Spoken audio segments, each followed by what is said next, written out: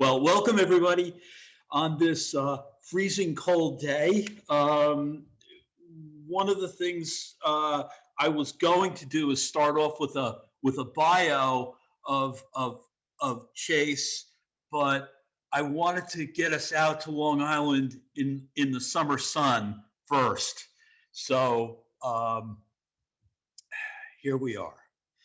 Uh, Basically, Chase was a preeminent teacher, along with being a wonderful painter. And um,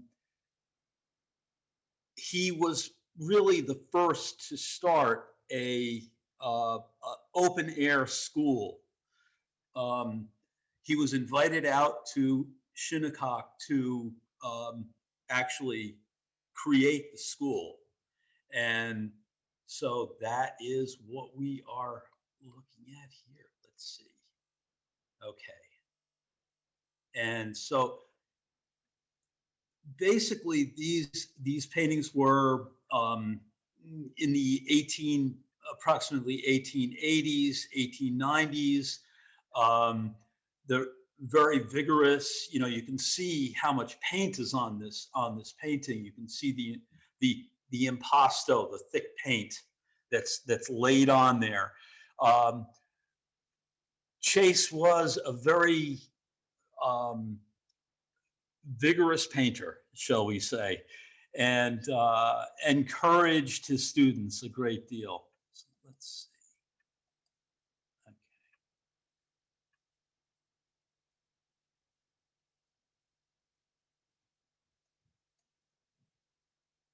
Okay. And these, the three young girls that are in this are his daughters out there picking in the bayberry bushes. And that gray house that's back there is actually the house that was built for Chase and his family to come out during the summers and teach. The school was actually quite a thing, but I'll talk more about that later because I have plenty more time out in the sun for us to take. So you can see the freshness of the quality of the paint, about, you know, basically the speed and real dexterity that he had with making this brushwork sing and articulate the different types of brush out there in those fields. He was very happy with, you know, going out into these kind of wilderness areas and making something out of them.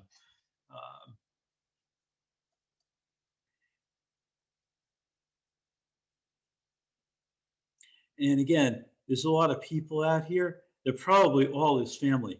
We'll talk more about that too.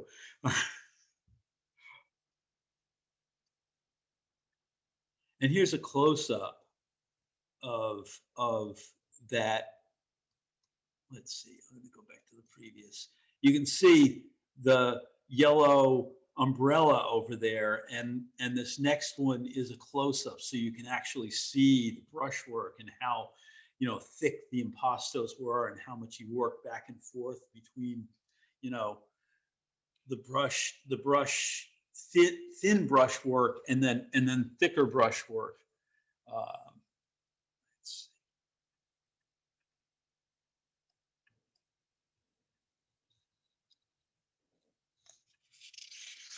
And this is the family. Okay, so they had 8 children, and they had 6 girls and 2 boys. That's his wife Alice. That's over there on the left. Obviously, they liked each other.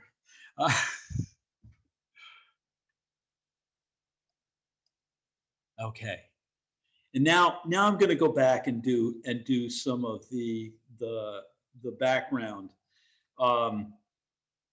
So Chase was born in Indiana, um, and he showed, an interest in art. So his family let him take lessons from a local artist in Indianapolis, and he pretty quickly surpassed everything that those teachers could teach him. So um, they actually sent him to New York to study at the National Academy. Um, at that time, any artist who was worth their salt, um, as it says here, I'd rather go to Europe than to heaven. And that's a direct quote from Mr. Chase. So basically, he the academy was kind of stodgy. It was very formal. They were working from casts and things like that, and it was really, kind of second rate to what you would get if you went and studied in Europe. So his family weren't super wealthy. His father was a businessman. Um,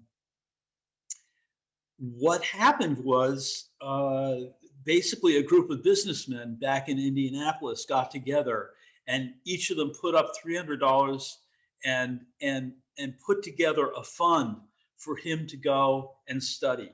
And Chase had been speaking with, other students at the National Academy, and they said that basically, there's two places to go, either Munich or Paris.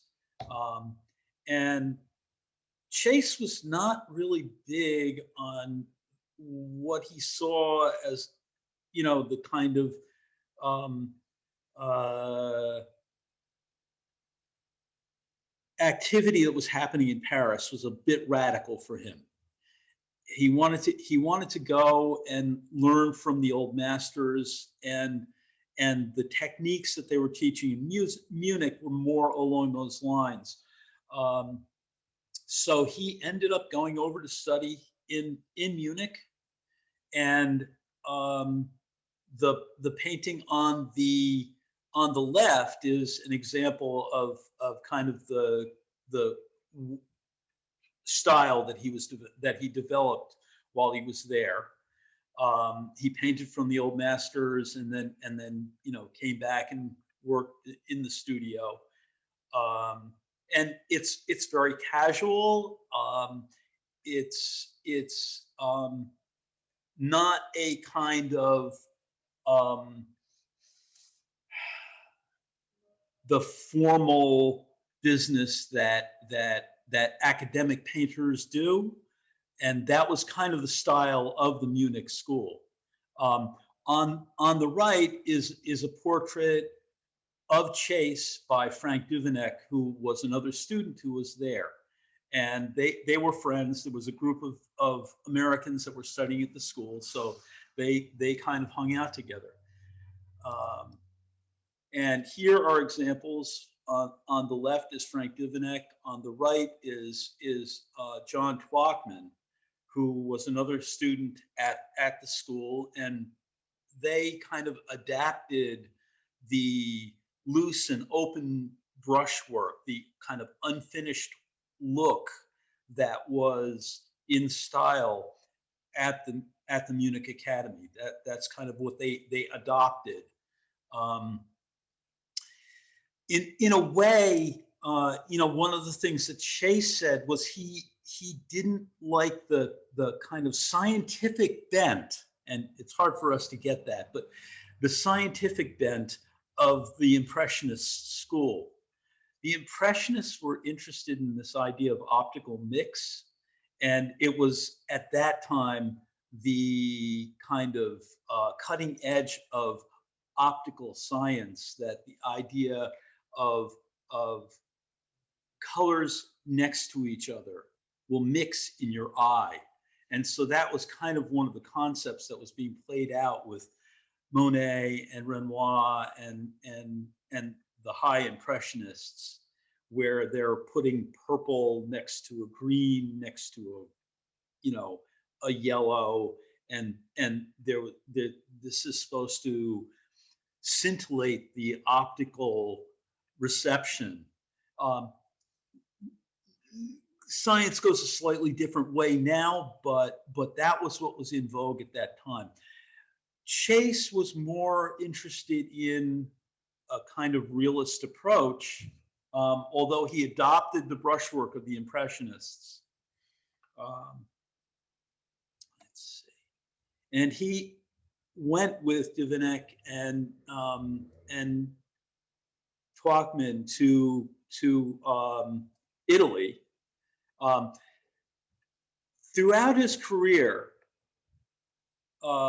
Chase continued to come back to Europe during the summers, during actually in between teaching. He would come to Europe.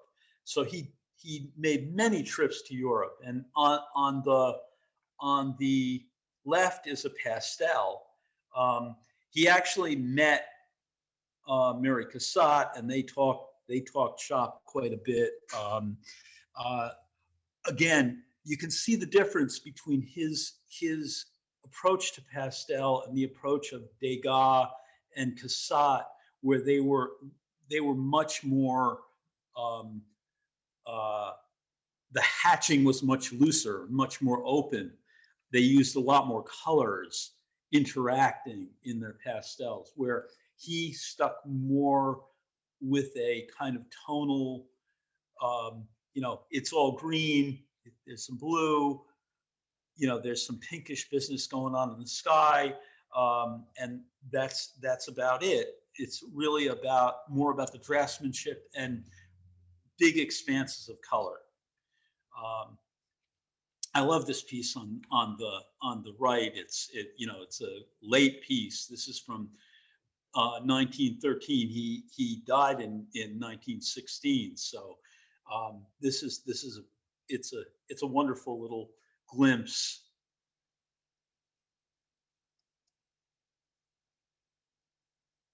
And again, Florence. This bridge, I'm not sure where it is. It may be from a trip to the Netherlands or something like that. I can't remember now. But this, again, on the right is a pastel. Okay, so after his stint at Munich, he came back to the United States, and unlike Whistler and Sargent, who were expats who stayed in Europe, unlike Mary Cassatt, who hated to sail, so she didn't come back to the United States much either, he wanted to create his work here. So what he did was he set up a studio on 10th Street, and this studio building was really kind of the center of the art world at that time. He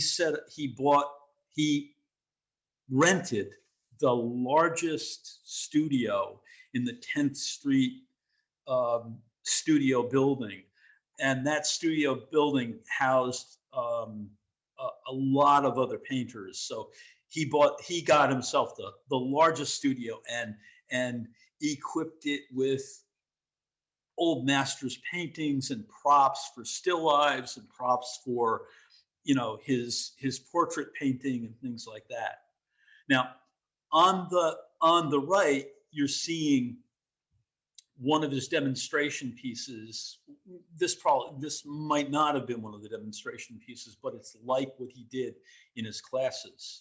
What he would do is he would go to the fish market, get a bunch of fish, take them to the class, set it up, and paint them so quickly that he could get them back to the fish market fresh. It basically, he would do demonstrations for the students so that they would see how quickly he could lay things in and how fresh things would stay if you moved really quickly with the paint and actually got it in there.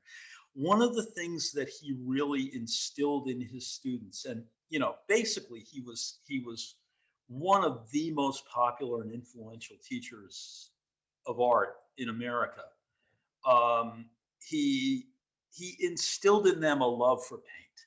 Okay, how it goes on the canvas, what it does when it interacts, and how you can really move that thing along, and keep that freshness in the painting. Um, now, Dora Wheeler was was one of his first students. She studied with him um, in his studio, and she made a lot of progress. He was very supportive of her. He wrote letters of recommendation for her. This portrait was done after she came back from the Académie Julienne in Paris after studying there, after working with Chase. And this piece is it's very, what makes Chase modern? Okay. We look at these paintings and they're like, this, it looks like old hat to us. But at the time, this was very original and very fresh. Even if you compare it to people like Sargent, they're much more formal, and this is much more relaxed. It's also, look at the color play. Look at what's going on with those daffodils against that yellow patterning in the wallpaper, and this vast expanse of blue in the dress. And it's very simple, but it's very dynamic. And basically, again, one of the things he shared with Mary Cassatt and with Degas was a love for the Japanese print. And a lot of folks were influenced by this, including Whistler. Okay, and on the left is a pastel that was done by Dora Wheeler.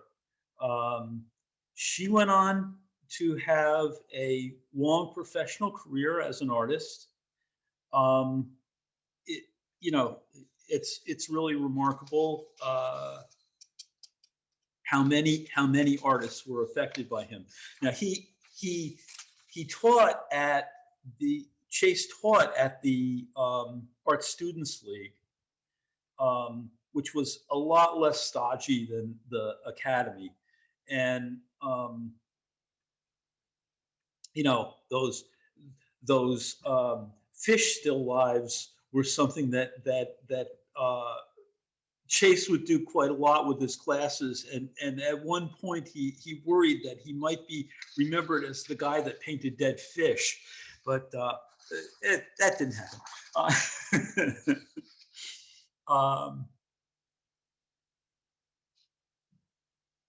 Okay, we're going to move on.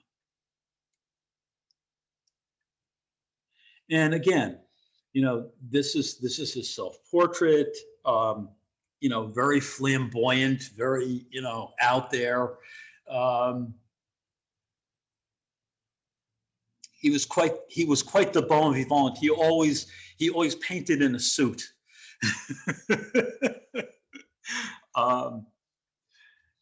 And if you look at the piece on the right, it's an interesting figurative study. It is not a portrait because you don't see her. There's also this play between this red kimono and the green on the tablecloth. The peonies are more dominant than the sitter. So this was it was pretty edgy for the time.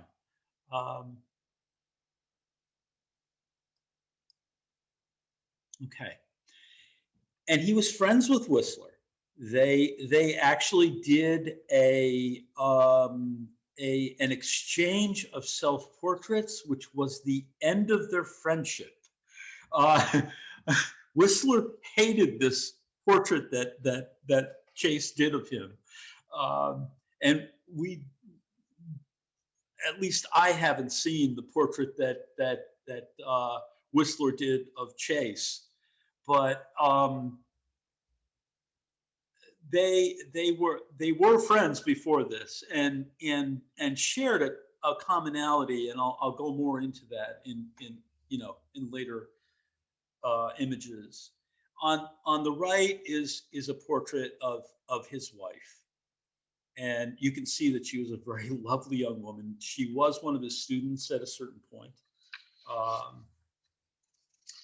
and she was, very much part of, she was well connected. So let's see. Okay. And here are two pieces that are using some of his favorite models, which are his daughters. The hide and seek piece is really interesting. There's a lot of similarities to the portrait, actually the daughters of Edward Voigt by John Singer Sargent. If you guys saw the Sargent thing that I did with you, there was that painting of the three, four, five daughters, whatever it was, in the room. I think it was three daughters. And this piece compositionally is very similar to that in certain ways. There's this broad expanse of space, and these figures kind of define the space in a way that those figures also did. There's a mystery to this painting. What's going on? What's really going on here? Hide and seek is one way to see it, but there's more to it. Oh, by the way, if you guys have any questions, put it in through the chat. Okay. Right, and there was a question just as you said that. He said Sargent had two daughters and a servant girl. That's who was in that that image that you talked about. Right. Well, it was actually, I think it was Voigt's daughters that were in there. In that. Oh, I'm sorry. It was the Sargent painting. Two daughters and a servant girl. Right. Yeah. It was two daughters. Okay. Right. There we go. I knew there were three figures in there. I just couldn't remember that part of it. Great. Thank you. And on the right is his older daughter, really beautifully painted. I mean, the paint handling in that dress, you can feel the fluffiness of that, the ruffles and the feathers. And okay.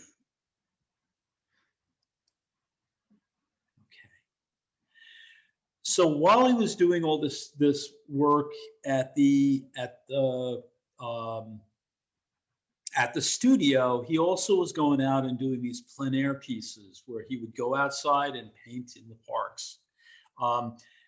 They lived in New York City in an apartment for a period of time, and then as their daughters increased, daughters and sons increased, they actually moved to Brooklyn and lived with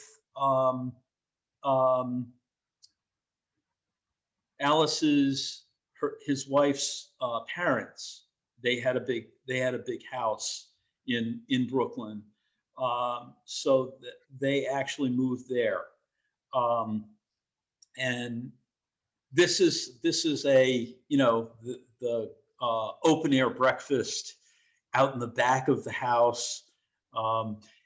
It's an interesting piece if you look really closely. Let me see if I can get up my zoom in thing. You can see all these weird little hats that they're wearing, and and this back, this little screen of the Japanese print behind that, and these, you know, there's these different hats and all that stuff, and then there's the greyhound sleeping over there in the corner. It's really lovely little piece. Okay, and the other thing that I wanted to focus in on is this business about the parks. He did a bunch of these park pieces, and this one's interesting because, let's see, I'm going to zoom in on this guy.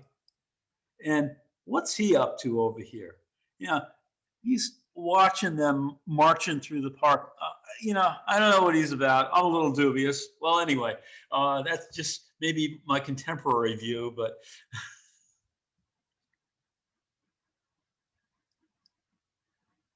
okay. And back to Whistler. Okay, Whistler's little landscapes. He did this whole series of nocturnes and seascapes, very simplified, clearly influenced by the Japanese print, the quality of the mark making and that big expanses, the play of vegetation against the different textures of ocean and sky, interesting influence, and you know, I see a lot of that, you know, influence in Chase. He actually did use those big expanses of space in his landscapes.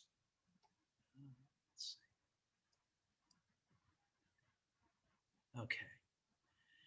And again, the business of what Chase picked up in Munich is still there. This business of kind of a vignette and the sense of finish and unfinished, the kind of becoming of the mark making that he uses. This brushwork is kind of very loose and very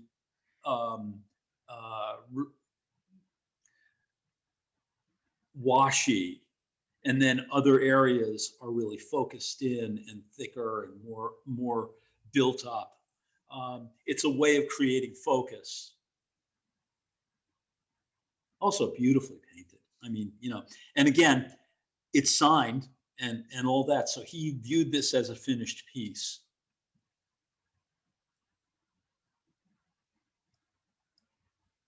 Okay. And he was a smart guy, and he was looking at what was going on with contemporary artists. You know, this Whistler's Mother piece was made a big hit, and he used a very similar composition. Chase used a very similar composition for his Young Orphan. You know, you have the kind of self-contained aspect of Whistler's Mother and this kind of casual gaze out of this young orphan girl. She's looking at us. Whistler's Mother is looking away, but the directionality of the chairs, the gowns, the minimal color range, they have a lot of similarities.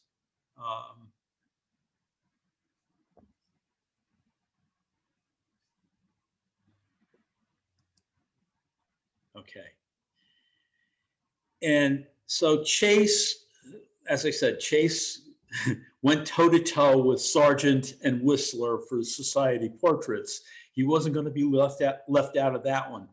But you also see that there's a kind of casual quality, even in a more formal portrait by Chase than by Sargent. And the same is true of Whistler. Whistler's, you know, portraits are a lot more formal.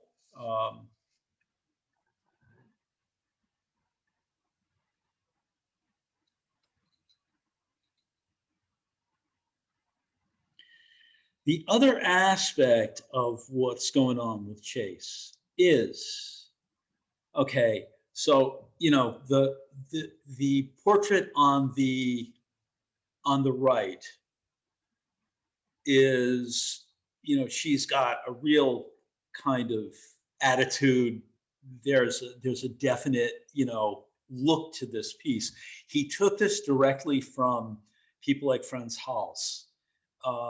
So he studied the Dutch and the Italians and used those kind of formal elements, the way the hand is against her hip, and that turn on her.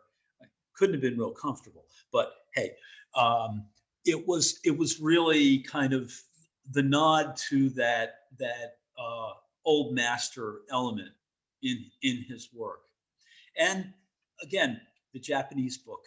So this is his indebtedness to the Japanese print. This folio of Japanese prints is spilling out onto the floor.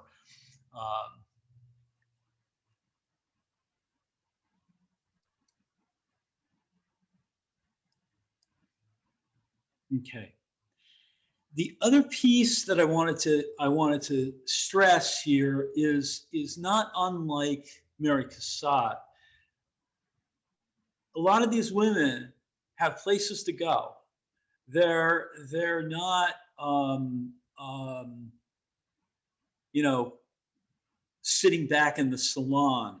The piece on the right. I think I'm ready now. There's the titles of a lot of his pieces are ready to go. I'm going out there in the world. They're kind of they're on the move. And he was very supportive. He had a lot of women students, and many of those women students went on to professional careers as artists.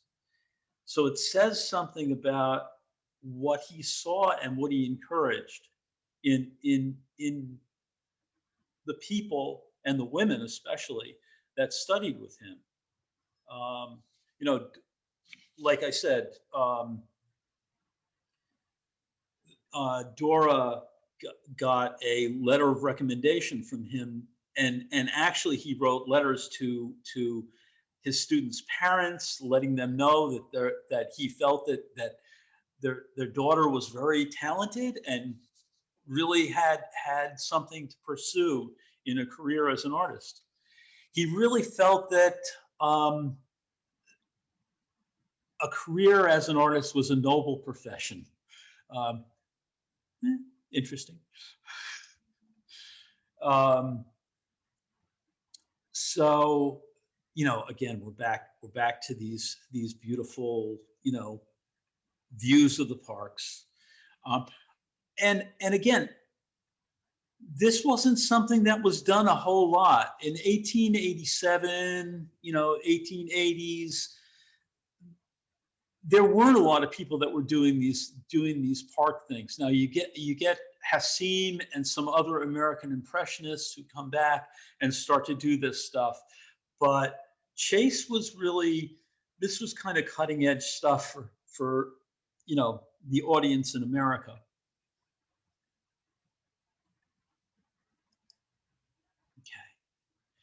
Okay. Now we're back to summer in Long Island. So basically, Chase was invited out by one of his students specifically, and I can't remember her name now, damn it. But there were several women that were the society women that were out there that had summer houses out on Long Island that encouraged him to come out and start a school out there. They actually went so far as to build that house for the family. So basically they built a dormitory space for the male students to stay in, and they made arrangements with cottages and kind of local residents that would rent rooms to the women. So it was quite a thriving scene. The school out in Long Island went, basically he taught there from, let's see, it started in 1891 and went until 1902, though he continued to come out to the cottage until his death in 1916. They allowed him to use the cottage, and from my understanding, he would basically, the way he would do this is he would set up, there's the house right there. He would set up his students to paint. They would come in and he would do a critique on Mondays, and he would basically go through as many as 200 paintings and critique 200 paintings in a sitting in 3.5 to 4 hours. And then the students would go out and paint. He would go out and paint in the fields. Sometimes he would drop in on them, you know, giving them hints and stuff like that. But for the most part, they went out on their own, and he would critique the work later.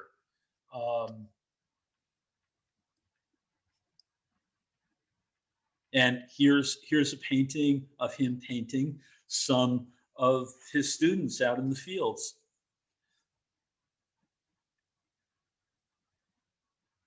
And it was very scruffy and very rough back then. And I understand it still is. It borders on an Indian reservation, from my understanding. Okay, and you know, the piece on the left is a pastel. Interestingly enough, he did, you know, share a lot of shop talk with Mary Cassatt when he was in Paris with her, and they used to do very similar things with creating a kind of paste from the pastel pigment and actually mixing it with water and painting it onto the surface. He also worked on pre-prepared grounds that had ground pumice that he would buy at art stores in New York and work on. So they had this gritty surface that would take the pastel really well. He worked fairly thinly, comparatively speaking, in comparison to Cassatt and especially Degas. Degas would almost create impastos. One of the reasons, thick paint, thick layers of pastel, and he would fix them with a mixture of a kind of casein, which is kind of a milky substance that will bind the pastel to the paper. Now, Chase did not go as thick as Degas, and they're much more stable. Degas, if you notice, if you ever go to, you know, the Metropolitan and see some of the Degas, they keep them in those dark rooms because they don't know what the hell he did. Basically, he used a lot of fixatives that he made up himself. He did a lot of things layering the pastel on. He worked on, he would do things like working with tracing paper, and some of his greatest pastels were on tracing paper. So anyway, Chase was much more prudent in how he did it. So his pastels are very stable. And on the right, you again see one of these nice, fresh little plein air oil paintings.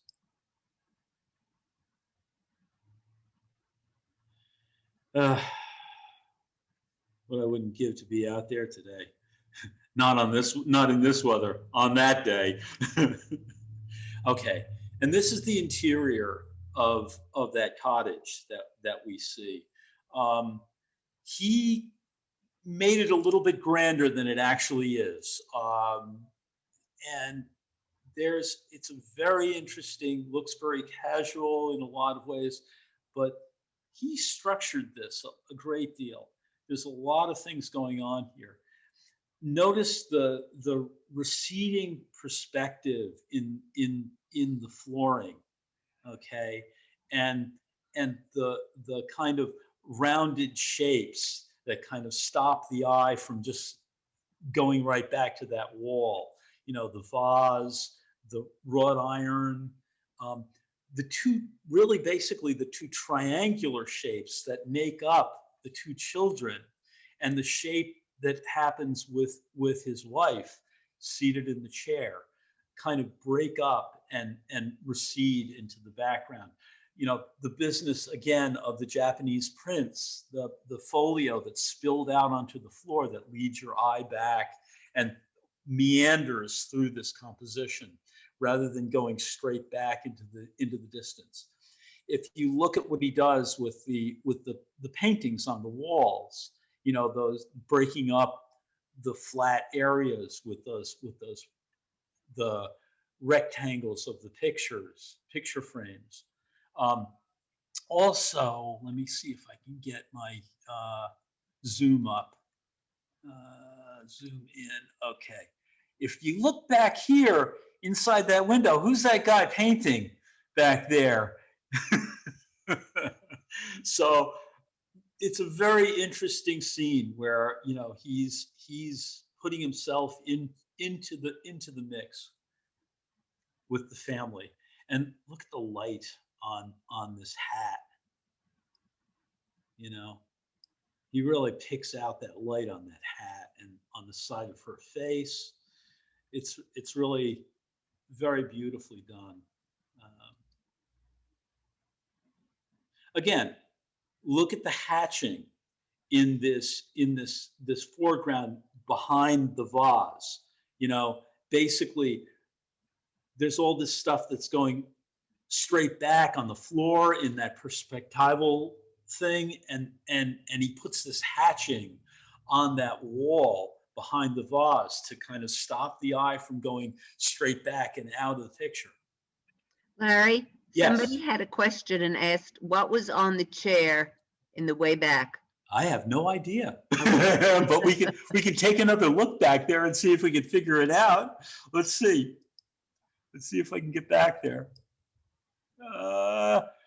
You know, I really don't know, but it looks like it may be the back of the chair. It's kind of could be some kind of a Japanese or Chinese chair with some kind of filigree on it. I don't know. You tell me.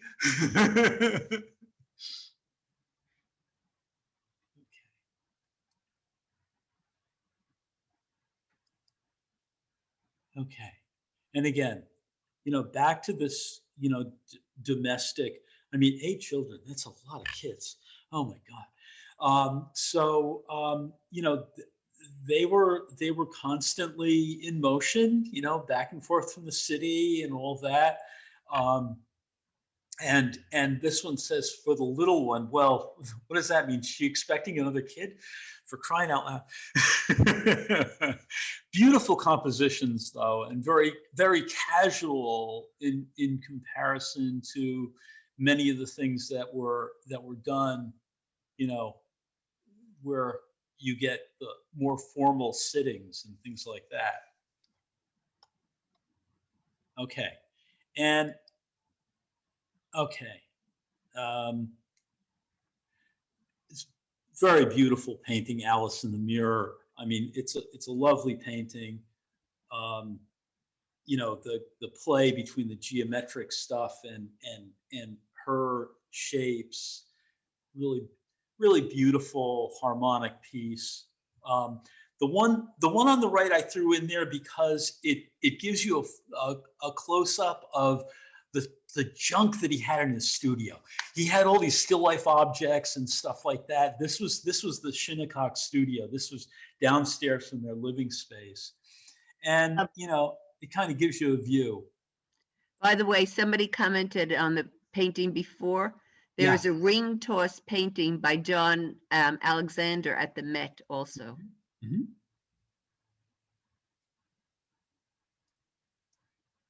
Okay.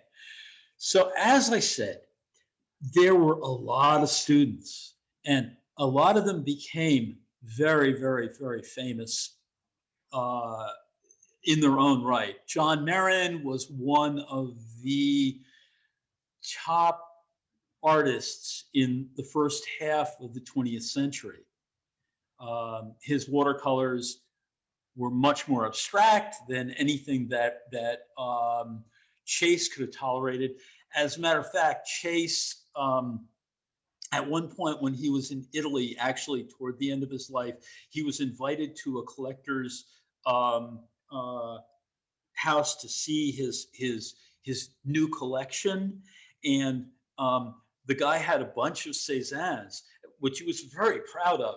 And Chase looked at them and said, "You better sell those things quickly before they lose their value." He didn't think much of the avant-garde, shall we say. So he probably wouldn't have thought much of John Marin's work, which was very cubistic later on in his career. But the piece on the left would have been one that was under Chase's influence, that Marin painted in one of his classes. He spent quite a few years in and out of Chase's classes. So he did learn quite a bit from the old master. Larry, a love for paint. Yes. Larry, somebody commented that Chase was so good with clouds. Yes, he was. Did that right. Beautiful. They're gorgeous things. So another student of his, George O'Keeffe, this rabbit piece was, you know, one of those still lifes. It's a lousy reproduction. Sorry about that.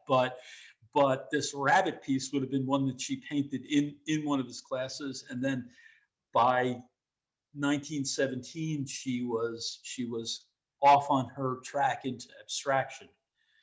Cutting edge, again, Chase wouldn't have thought much of this. On the left is a Edward Hopper. Edward Hopper studied with Chase, got his love of paint out of studying with Chase. Many of Hopper's early pieces, the work he did in Paris, was very influenced by the type of realism that Chase was really about. And Chase didn't consider himself an impressionist. He considered himself a realist. Now we categorize him as an impressionist because he, you know, painted directly from life, and it has that brushwork that reminds us of Impressionism. And on the right is a George Bellows, who was part of the Ashcan School, a very gritty group of painters. Actually, John Sloan, who was sort of the father of that Ashcan School, was a rival teacher at the Art Students League. They taught there at the same time. Okay, and here we have on the upper left was one of his students. Again, beautiful, you know, lovely, and you can see the relationship to Chase's work and how that influenced Kate Freeman Clark. On the left is a portrait by another one of his students later on in her career. Center is Joseph Stella, who actually was another student of his. And there's, in the lower right is Morrison Hartley, who also studied with Chase, and Charles Demuth on the left. Very big modernist painters. As I said, there were at least 50 artists who made careers out of their time with Chase. I just want to cut in for a minute. Sure. We don't use raised hands. We only use the chat function. So if you have a question, please put it in chat. Thank you. Right. Okay. And this is Chase's last self-portrait. It was from, let's see, this thing is in my way, so I can't really see it. Oh, sorry, guys. I'll be back. Previous. There we go. Okay. I can't really see. Oh, it was the year before he died. This was the his last self-portrait that I know of anyway.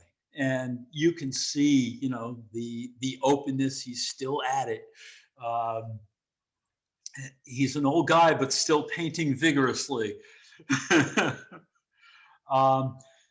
There are a number of YouTubes out there from the MFA. The show, William Merritt Chase, Modern Painter, was at the National Gallery, and it went to the Boston Museum. They have 3 really wonderful lectures on Chase. Very worth tuning into. If you go to YouTube, you can find them there. I didn't have a chance to grab the YouTube things because I was so busy with gathering information for you guys for this talk. But if you have any questions, just, you know, yes, shoot them there to is. me. Go ahead. There's a question. Somebody was curious. They said, "What is his last name?" And I'm not sure what she was referring to. Okay. You mean William Merritt Chase? No, I thought we knew that name. Oh, okay. I'm a little confused. All right. It might have been one of the ones, let's see, previous. Joseph Stella. You seem to have all the last names See, here. DeMuth, So Marston Hartley. Might have been, I don't know, John Marin. I'm not sure. Yeah. I'm not sure which one. We passed by a lot of stuff. Me neither. Okay. And the other question is, there was a portrait of his daughter in a white dress. Yes. She has amazing tooth in her face treatment. I have no idea what that means.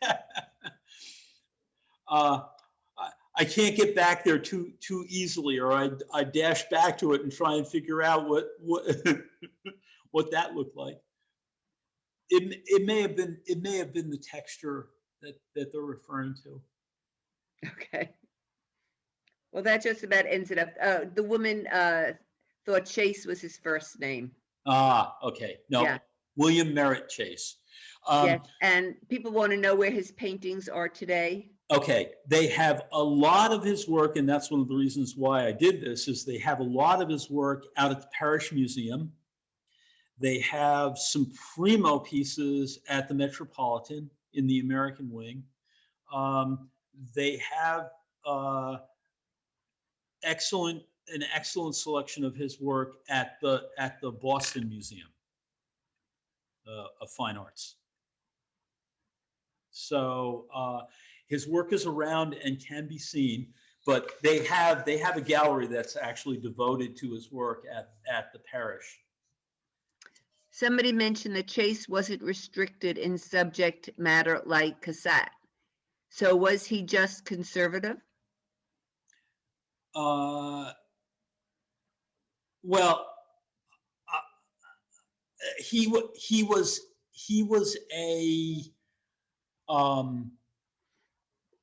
an interesting character. Yes, he was conservative, and he didn't. You know, that there's a radical quality to Chase. I mean, to Cassatt and to Degas and to the Impressionists. They affected him, but he stuck to his guns, tried to do an American realism. He actually taught at the Philadelphia Academy and at the Chicago Institute of Art for periods of time also. And all of those are very strong realist bent. So yeah, he was an interesting character. But one of the things that I'm saying, in looking at all this kind of wild modernism that came out of his students, is he imbued them with a love to paint, and that's something that stuck with them. No matter what they turned it to, there was something healthy in how he was able to bring that out in them, and that spirit. Well, that's interesting because that goes very well with the next question. Yeah. Where do people go nowadays to learn how to paint? What schools, what teacher? Well, there are many art schools around at this stage of the game, and there's tons of YouTubes right now in the fact that we're pinned inside the house. You can tune in and just look around at what different artists have out there online, and you can get plenty of stuff going that way.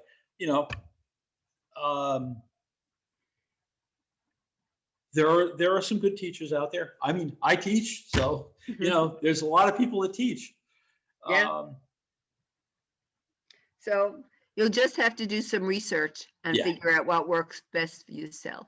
There you go. Okay. Anything else you want to contribute, Larry? Yeah. So next week we're going to do the Geese Bend quilts, and they are spectacular color pieces. They are really collages. They are wonderful abstract paintings made out of cloth, as far as I'm concerned. So I have a great love for their work, and I really am looking forward to sharing that with all of you. Right. And also, I believe we have a lot of quilters at the libraries, in the library. There you go. So it'll be very interesting. Cool. So I'll come back. So thank you all for coming. And please go to our website, chappaqua.library.org, to see all the programs coming up in the month of February. And I hope you all stay warm and have a good weekend. Okay. See you all next week. Bye-bye. Bye. Take care.